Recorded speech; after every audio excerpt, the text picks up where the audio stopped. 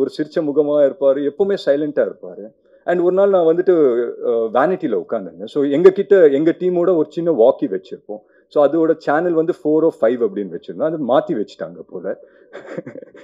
பார்த்தி சாரோட வாக்கியில் கனெக்ட் ஆயிடுச்சு எங்கள் வாக்கி. அந்த 1 hour எனக்கு செம்ம டைம் பாஸாக இருந்தது.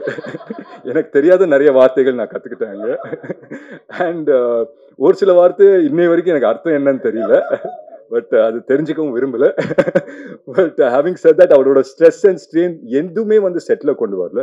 Because it's very very important. இன்னைக்கு வந்து it might sound funny, but ரொம்ப இம்பார்ட்டன்ட். ஆஸ் ஆக்டர்ஸ் நாங்கள் போய் பெர்ஃபார்ம் பண்ணும்போது அந்த என்வாயர்மெண்ட் கூலாக இருந்ததுன்னா we can bring the best out of us கண்டிப்பாக. ஸோ அந்த விதத்தில் ஐ தேங்க் பார்த்தி சார். மற்ற டவுட்லாம் நாங்கள் அப்புறம் பேசலாம் சார்.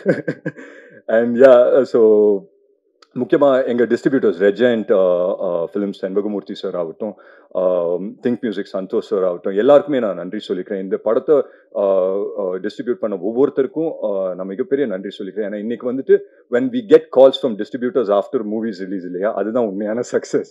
இன்னைக்கு வந்துட்டு ஒவ்வொரு டிஸ்ட்ரிபியூட்டரும் கூப்பிட்டு பேசும்போது ரொம்ப ரொம்ப சந்தோஷமா இருக்கு.